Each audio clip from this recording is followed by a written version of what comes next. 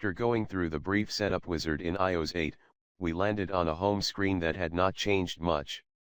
The lock screen, the transitions, the animations, all of them had also been left intact.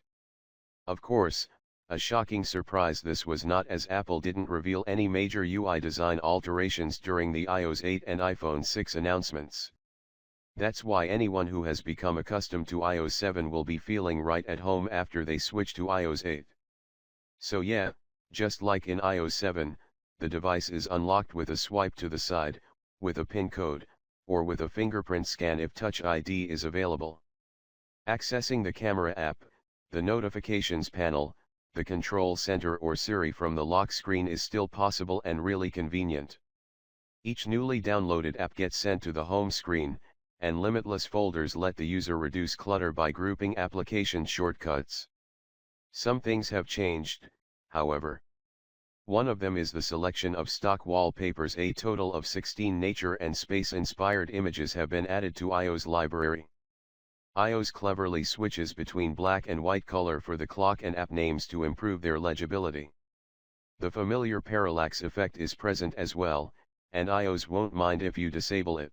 Health is a brand new app that comes along with iOS 8, enabling an iPhone to serve as a personal health monitoring device. The user needs additional peripherals for the purpose, however, peripherals that can gather that data and feed it into Health's database. Although technically, it is possible to add the data type and values manually.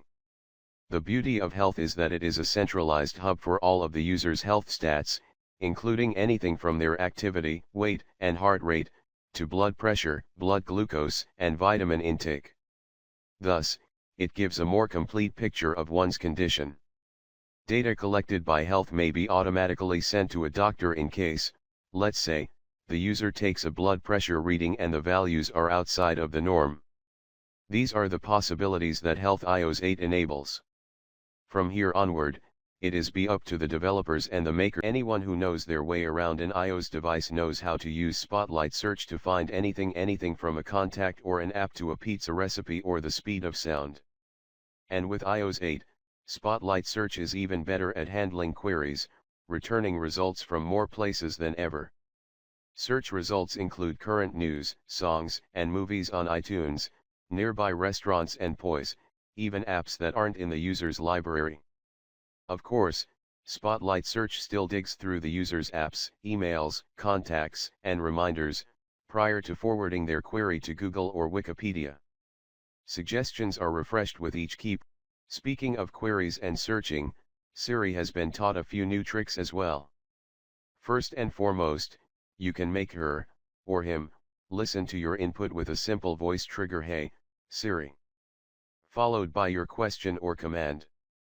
There's a catch, however.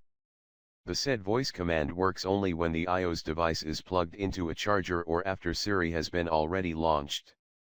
Yelling "Hey, Siri," while on a home screen or with the phone locked wouldn't do anything. That's a limitation we weren't expecting given the fact that a number of Android phones already support always-on voice commands.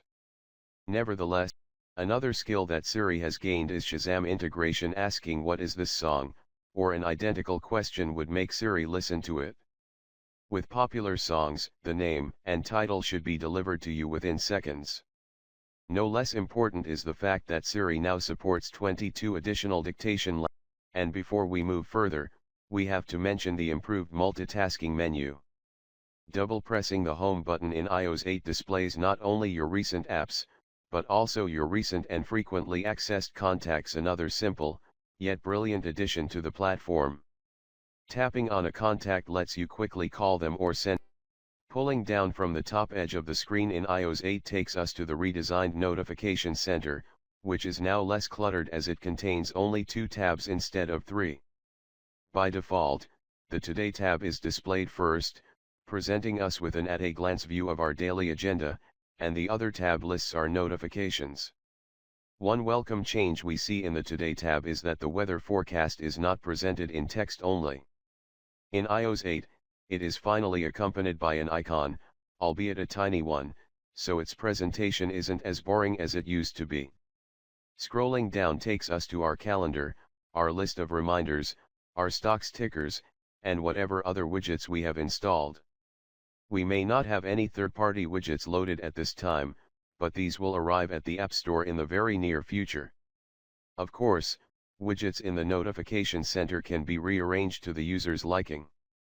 As for the notifications list, we may have our notifications sorted chronologically or manually. In the latter case, we are free to adjust which apps' notifications have the top priority and which get sent to the bottom. Naturally, tapping on a notification takes us straight to the respective app. There's still no way to clear all notifications with a single action, however. Instead, the clear button dismisses all notifications the app has displayed. And speaking of notifications, iOS 8 features actionable notifications that you can interact with to a new degree. For example, when a new text message arrives, you can instantly type a quick response without having to close your current app or go past the lock screen. And while they aren't anything groundbreaking, this app is the one most frequently used on iOS, according to Apple, so treating it to a much-needed upgrade makes absolute sense. First of all, attaching photos or video to iMessages is now easier than ever thanks to the redesigned button. Pressing it once displays a list of recently taken images, and a long press launches the camera app. Attaching sounds is also an option with iOS 8. That is done in a similar and convenient fashion by holding down the respective button to start recording, then a swipe up sends the audio. But that's far from all. The Messages app in iOS 8 also adds the options to mute or leave group chats, and anyone who is a heavy texter would be happy to know about this new feature. One can also send their current location or share it for a given period of time. Plus, the option to view all images within a thread is neat. All of these features make Apple's messaging platform more versatile than ever. The messaging app, however, is just one part of the experience.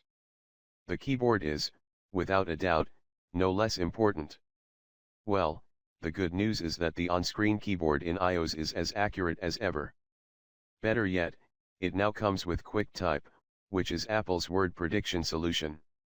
We must admit that it works well, and it is nice that it learns from the conversation's context to provide better word suggestions. For example, it will set higher suggestion priority to words already used in the